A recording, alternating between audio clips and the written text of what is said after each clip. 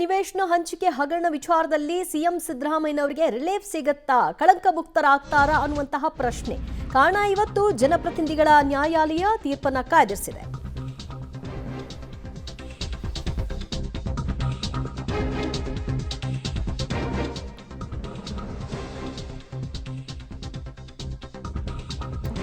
ಮೂಡಾ ಹಗರಣದ ಪ್ರಕರಣದಲ್ಲಿ ಮುಖ್ಯಮಂತ್ರಿಗಳು ಮತ್ತು ಅವರ ಪತ್ನಿಯ ಭವಿಷ್ಯ ಏನಾಗುತ್ತೆ ಅನ್ನೋದು ಇನ್ನೇನು ಕೆಲವೇ ಹೊತ್ತುಗಳಲ್ಲಿ ನಿರ್ಧಾರವಾಗುತ್ತೆ. ಜನಪ್ರತಿನಿಧಿಗಳ ಕೋರ್ಟ್ ಆದೇಶವನ್ನ ಇವತ್ತಿಗೆ ಕಾಯ್ದಿರಿಸಿದೆ.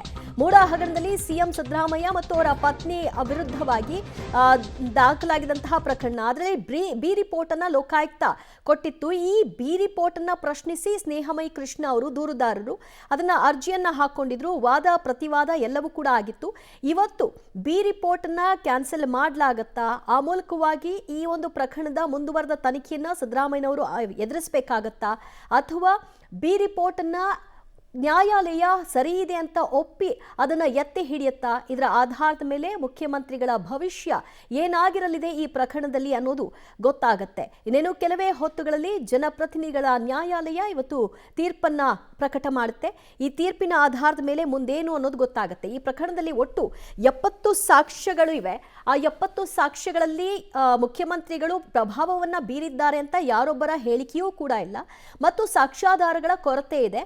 ಇದರಲ್ಲಿ ಇವರ ಪಾತ್ರ ಕಂಡು ಬರ್ತಾ ಇಲ್ಲ ಅಂತ ಹೇಳಿ ಸಿಎಂ ಮತ್ತು ಸಿಎಂ ಪತ್ನಿ ಪಾರ್ವತಿ ಇಬ್ಬರ ಹೆಸರನ್ನು ಕೂಡ ಪ್ರಕರಣದಿಂದ ಕೈಬಿಟ್ಟು ಇಬ್ಬರಿಗೂ ಕೂಡ ಕ್ಲೀನ್ ಚೀಟ್ ಅನ್ನ ಕೊಡಲಾಗಿತ್ತು. ಬಿ ರಿಪೋರ್ಟ್ ಕೊಟ್ಟಿದ್ದು ಸರಿಯಲ್ಲ, ಪೂರ್ಣ ತನಿಖೆ ಆಗಬೇಕು, ಅದರ ನಡುವಲ್ಲೇ ಇವರಿಬ್ಬರಿಗೆ ಕ್ಲೀನ್ ಚೀಟ್ ಕೊಟ್ಟಿದ್ದು ಯಾಕೆ ಅನ್ನೋದು ದೂರುದಾರರ ಪ್ರಶ್ನೆಯಾಗಿತ್ತು.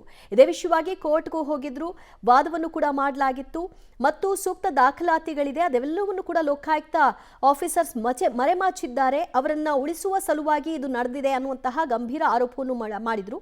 ಅದಕ್ಕೆ ಪೂರಕವಾಗಿ ಅವರೇನೆಲ್ಲ ದಾಖಲಾತಿಗಳನ್ನು ಒದಗಿಸಿದ್ದಾರೆ, ಇದರ ಆಧಾರದ ಮೇಲೆ ನ್ಯಾಯಾಲಯ ಏನ್ ತೀರ್ಪನ್ನ ಪ್ರಕಟ ಮಾಡುತ್ತೆ, ಇದೆಲ್ಲವನ್ನು ಕೂಡ ಸದ್ಯ ಕಾದು ನೋಡಬೇಕು.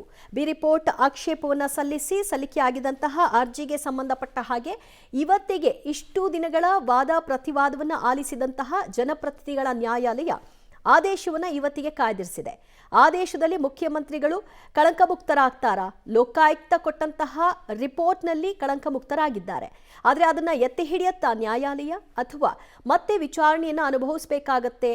ಒಂದಷ್ಟು ಸಾಕ್ಷ್ಯಗಳು ಇದಕ್ಕೆ ಪೂರಕವಾಗಿ ಸಿಕ್ಕಿವೆ ಅನ್ನೋದರ ಬಗ್ಗೆ ಏನಾದರೂ ಕೋರ್ಟ್ ಹೇಳುತ್ತಾ ನೋಡಬೇಕು. ದೂರುದಾರ ಸ್ನೇಹಮಯಿ ಕೃಷ್ಣ ಅವರು ಈ ವಿಚಾರದಲ್ಲಿ ನಿರಂತರವಾಗಿ ಹೋರಾಟವನ್ನ ಮಾಡ್ತಾ ಇದ್ದಾರೆ, ಮತ್ತು ಈ ಪ್ರಕರಣದಲ್ಲಿ ಮುಖ್ಯಮಂತ್ರಿಗಳ ಪಾತ್ರ ಬಹುಮುಖ್ಯವಾಗಿದೆ ಅನ್ನುವಂಥದ್ದು ಅವರ ಆರೋಪಗಳಲ್ಲಿ ಒಂದು. ಆ ಹಿನ್ನೆಲೆಯಲ್ಲಿ ಈ ಫೈಟ್ ಮುಂದುವರೆಸಿದ್ದಾರೆ. ಆದರೆ ಈ ಪ್ರಕರಣದ ತನಿಖೆ ನಡೀತಾ ಇರೋ ಮಧ್ಯದಲ್ಲಿಯೇ ಬಿ ರಿಪೋರ್ಟ್ ಅನ್ನ ಸಲ್ಲಿಕೆ ಮಾಡಿದ್ದು ಸೂಕ್ತ ಅಲ್ಲ ಅನ್ನೋದು ಅವರ ಒಂದು ಆಕ್ಷೇಪಕ್ಕೆ ಕಾರಣ.